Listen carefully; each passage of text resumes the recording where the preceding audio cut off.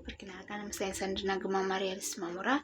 Di sini saya akan membahas kembali materi kita minggu lalu, yakni tentang analisis data. Di mana analisis data ini memiliki perbedaan antara kuantitatif dan juga kualitatif. Sekarang kita akan membahas analisis data yang pertama, yaitu data kuantitatif. Nah, sebelum kita menganalisis data kuantitatif ini, perlu kita lakukan namanya uji validitas dan juga uji reliabilitas, di mana keduanya ini sangat berkaitan dengan sebelum kita menganalisis data. Nah, yang pertama itu uji validitas, merupakan uji yang dibuat untuk mengetahui kelayakan suatu butir-butir pertanyaan dalam suatu instrumen. Misalnya dalam instrumen kuesioner ataupun angket, itu kan ada pertanyaan-pertanyaan. Apakah pertanyaan itu sangat mewakili variabel yang akan kita bahas, atau dia malah tidak valid atau tidak ada hubungannya dengan variabel yang akan kita bahas. Contohnya yakni pada instrumen angket. Nah, di dalam instrumen angket terdapat pertanyaan-pertanyaan. Misalnya kita buat 10 pertanyaan kan. Misalnya 10, di antara 10 pertanyaan tersebut kita harus menguji validitasnya satu persatu. Apakah pertanyaan-pertanyaan tersebut layak ataupun sesuai dengan variabel yang akan kita bahas ataukah tidak. Nah, jika variabel misalnya ada soal nomor 2 ataupun nomor 4 yang tidak menunjukkan, setelah kita uji menunjukkan tidak valid, maka soal tersebut bisa saja diganti ataupun tidak dipakai ataupun dibuang. Nah, yang kedua itu uji reliabilitas. Uji reliabilitas ini merupakan uji yang dilakukan pada suatu instrumen. Nah, apakah instrumen tersebut layak ataupun konsisten dalam mengukur apa yang hendak kita teliti, misalnya dalam angket. Nah, di angket itu apakah angket itu sudah mewakili seluruh variabel yang akan saya teliti. Nah, kalau tadi validitas itu menguji tentang butir-butir soal yang ada di instrumen. Nah, kalau instrumen yang kita buat itu lalu kita tes uji reliable, nah menunjukkan hasilnya tidak reliable, maka kita harus mengganti instrumen yang telah kita buat itu menjadi instrumen yang baru. Nah, untuk apa diganti? Karena jika tidak reliable, berarti tidak bisa mengukur apa yang hendak kita cari. Instrumen tersebut tidak bisa mengukur apa yang hendak kita cari atau apa yang hendak kita teliti. Nah, setelah kita melakukan kedua uji tersebut, kita lanjut untuk melakukan analisis data, di mana tujuan dari analisis data ini untuk mengukur, yang kedua untuk melakukan perbandingan, yang ketiga memeriksa hubungan, membuat ramalan ataupun dugaan, yang kelima menguji hipotesis, yang keenam membangun yang namanya konsep dan teori, yang ketujuh udah menjelajahi, mengontrol, dan juga terakhir untuk menjelaskan. Nah, di dalam analisis data ini kita ada terbagi dua, yakni analisis data statistik deskriptif dan analisis data statistik inferensial. Statistik deskriptif ini ada kita menganalisis data di mana datanya itu berbentuk distribusi frekuensi mengenai setiap variabel yang ada. Nah, yang kedua itu kita akan melakukan yang namanya ukuran pemusatan data, di mana ada rata-rata, nilai tengah, dan juga modul. Ukuran varians ataupun penyebaran datanya itu dengan cara ukuran varians ataupun penyebaran datanya itu dengan cara mencari simpangan bagus, simpangan rata-rata, dan juga jangkauan serta standar deviasi. Lanjutkan yakni statistik inferensial. Di dalam statistik inferensial ini terdapat dua analisis, yakni analisis hubungan atau analisis asosiatif dan analisis komparatif. Nah, di dalam kedua analisis ini yang pertama kita bahas adalah analisis asosiatif. Nah, di dalam analisis asosiatif itu ada namanya variabel bebas dan variabel terikat. Nah, variabel bebas ini atau variabel independen merupakan variabel yang tidak dipengaruhi oleh variabel lain. Nah, yang kedua yaitu variabel terikat atau dependen, merupakan variabel yang dipengaruhi oleh variabel lain. Ketika kita ingin mengetahui hubungan antara dua variabel itu, kita harus melakukan namanya uji. Uji apa? Uji chi-square. Ketika kita menggunakan dua variabel dan kita ingin menguji kedua hubungan antara variabel x dan variabel y. Nah, kalau ada lanjut kita itu Kramers-Wy, di mana dengan melakukan uji Kramers-Wy ini ada hubungan antara dua variabel.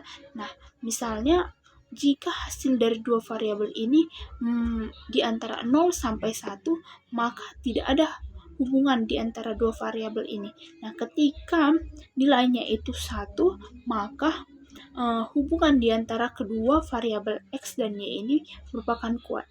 Yang cara ketiga yaitu dengan melakukan uji Pearson product moment correlation, di mana untuk menentukan kekuatan dan arah dari hubungan kedua variabel, kekuatan dan arah di antara kedua variabel tersebut. Nah, yang keempat ada namanya melakukan uji multiple R regression, di mana digunakan untuk melihat uji menghubungkan 3 variabel atau lebih. Nah, di mana kalau uji square itu hanya digunakan untuk menghubungkan 2 variabel, nah sedangkan ini digunakan untuk menghubungkan 3 variabel. Selanjutnya yaitu analisis komparatif ataupun perbandingan. Nah, ketika kita ingin menguji perbandingan di antara variabel x dan variabel y, kita harus melakukan uji namanya t-test. Nah, uji t-test ini membandingkan 2 variabel, akan tetapi dengan cara mencari perbedaannya. Nah, selanjutnya yaitu dengan analisis of variance atau ANOVA. Ini merupakan membandingkan variabel itu dua atau lebih variabel. Yang ketiga itu analisis of covariance, di mana ini membandingkan hasil dari 2 variabel ataupun kelompok. Selanjutnya yakni analisis data kualitatif, di mana analisis data kualitatif ini sebelum kita memasukinya, kita perlu tahu apa itu analisis. Analisis itu merupakan kegiatan menyelidiki, yakni suatu permasalahan yang kita ingin tahu kebenarannya. Nah, ketika kita melakukan analisis data, merupakan kegiatan itu kita pertamanya mengumpulkan, lalu kita olah data tersebut menjadi suatu pengetahuan ataupun informasi yang dapat kita tuangkan ke dalam bentuk kata-kata ataupun kita mendeskripsikannya. Analisis data adalah proses mencari dan menyusun data yang diperoleh dari wawancara, observasi, maupun dari studi dokumentasi, yang nantinya data tersebut akan diolah dan dijadikan suatu informasi yang dapat berguna bagi orang lain. Nah, informasi ini harus mudah dimengerti oleh orang lain.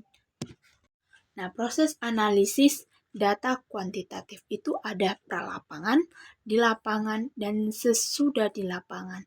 Nah, pada pralapangan ini proses analisis itu sudah dimulai ketika kita membaca atau mengkaji penelitian sebelumnya ataupun penelitian yang ingin kita teliti agar judul ataupun studi yang kita lakukan itu tidak berulang. Nah, selanjutnya yaitu untuk memastikan kita pralapangan itu kita lakukan untuk memastikan apa yang hendak kita teliti di lapangan ada tidak misalnya kita ingin meneliti tentang konflik yang terjadi di antara suku X gitu kan dengan suku Y tentang terkait permasalahan lapak tanah gitu kan. Nah, sebelum kita membahas ataupun membuat penelitian tersebut, kita perlu adanya observasi awal. Nah, di dalam observasi awal ini kita terjun langsung ke lapangan untuk sekedar melihat ataupun ada tidaknya konflik tersebut. Nah, kalau kita tadinya sudah kita buat judul, sudah kita seminarkan dari bab 1 sampai 3. Nah, ketika kita ingin meneliti bab 4 tentang konflik tersebut, ternyata di lapangan tidak kita temukan konflik antara kedua suku tersebut. Nah, jadi penelitian tersebut tidak akan bisa dilanjutkan karena tidak adanya konflik di antara kedua suku tersebut. Oleh sebab itu, pralapangan ini sangat dibutuhkan dalam dalam penelitian. Proses selanjutnya itu pada saat di lapangan. Kita pada saat di lapangan itu harus mengumpulkan data terlebih dahulu.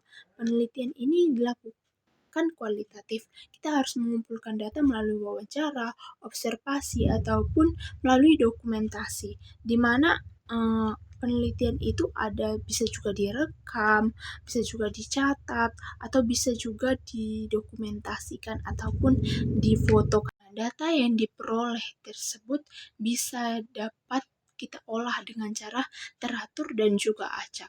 Nah, pada saat melakukan data yang teratur ini, pengumpulan data secara teratur ini, kita pertamanya itu mengumpulkan data. Misalnya kita ingin meneliti di lapangan kan, sebelum kita meneliti atau terjun langsung ke lapangan, kita situ sudah mempersiapkan namanya pedoman. Misalnya pedoman wawancara, pedoman observasi, seperti itu. Kita sudah mempersiapkan terlebih dahulu tentang apa yang ingin kita tanyakan. Nah, sedangkan nantinya hasilnya itu akan diproses ataupun diolah di akhir. Nah, kalau dia secara acak itu berbeda. Misalnya hari ini kita melakukan wawancara, pagi ini melakukan wawancara kepada responden gitu kan. Nah, siangnya kita melakukan observasi langsung ke lapangan. Nah, lalu kita olah datanya tersebut. Nah, selanjutnya keesokan harinya bisa juga kita melakukan observasi lagi ataupun wawancara lagi kepada responden ataupun seorang yang ingin kita teliti ataupun seorang yang kita butuhkan informasinya.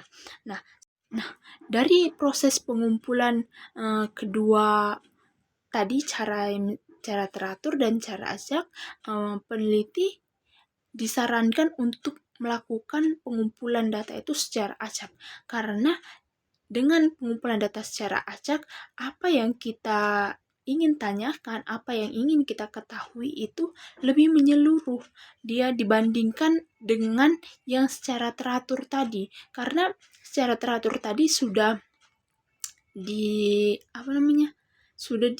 disusun sedemikian rupa. Nah, ketika kita ada timbul pertanyaan baru, kita tidak bisa menanyakannya karena sudah ada lembar pedomannya. Nah, seperti itu. Yang kedua itu datanya condensation ataupun data condensation itu proses pemilihan data, memfokuskan data, menyederhanakan data yang mendekati keseluruhan bagian dari catatan lapangan yang kita dapat dari proses wawancara ataupun dari proses observasi tadi. Saat melakukan wawancara, pastinya kita akan bertanya kepada yang kita wawancarai itu responden ini tentang misalnya apakah pekerjaan Bapak yang ini. Mereka akan menjawab secara panjang, akan tetapi jawaban yang dari responden tersebut akan kita tulis semuanya di dalam transkrip ataupun lembaran. Nah, tadi setelah kita melakukan wawancara, didapatlah sebuah jawaban dari responden. Nah, kemudian jawaban-jawaban tersebut kita pilih, kita sederhanakan mana yang akan lebih cocok dengan pertanyaan yang kita ajukan. Nah, sesuai dengan pertanyaan itu, kita sederhanakan. Kemudian, di dalam transkrip data itu, kita dapat melakukannya menggunakan aplikasi dalam mengolah data maupun kita dapat menulis tangan ataupun manual. Nah, pada saat kita melakukan wawancara, hendaklah kita melakukan dengan bahasa yang mudah dimengerti atau dipahami oleh rekan oleh responden tersebut. Nah, karena apa? Karena di lapangan terkadang orang yang akan kita wawancara itu belum tentu mengerti apa yang kita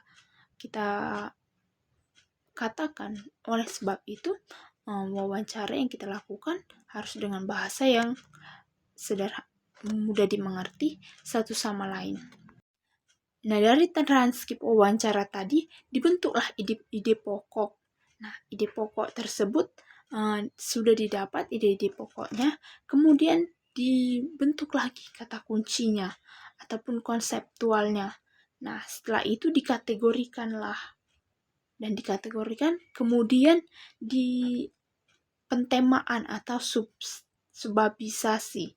Nah, urutan tadi itu yang transkrip, ide pokok, kata kunci, kategorisasi, baru pentemaan. Nah, urutan itulah yang dinamakan menganalisis data. Kemudian yang ketiga itu ada data display. Setelah kita mengolah data tersebut, kita analisis dan kita olah, kemudian kita melakukan penyajian data. Nah, penyajian data ini yang sudah dikategorisasikan tadi, sudah terpola dan disajikan dalam bentuk deskriptif. Karena ini merupakan penelitian kualitatif sehingga berbentuk deskriptif. Nah, bentuknya itu kita pertamanya itu ada namanya misalnya judul kategorisasi, yang terakhir tadi yaitu pentemaan atau subbabisasi, di mana ada misalnya satu partisipasi masyarakat. Nah, itulah yang kita dari kata kunci disitulah yang kita masukkan yang pertama. Nah, kemudian dari situ kita akan menafsirkan data bagaimana partisipasi masyarakat itu. Nah, data-data tersebut didukung dari data observasi wawancara yang telah kita dapatkan di lapangan. Nah, kemudian yang kedua itu misalnya inovasi desa wisata gitu kan. Melalui wawancara tadi kita buatlah keterangan-keterangan yang berkaitan dengan pentemaan kita ini tadi. Terakhir, yakni menyimpulkan data. Nah, di setiap subbab tadi, yang pertama misalnya partisipasi masyarakat tadi, kita itu ada kesimpulan yang didapat. Lalu, setiap subbab tadi, itulah ditarik kesimpulan. Lalu, ditarik kesimpulan menjadi satu, inilah yang kesimpulan utama itu ditulis di dalam conclusion drawing tadi. Nah, conclusion drawing ini tujuannya yaitu menjawab semua permasalahan dari pertanyaan penelitian yang kita sampaikan di bab pertama. Sekian penjelasan dari saya, terima kasih.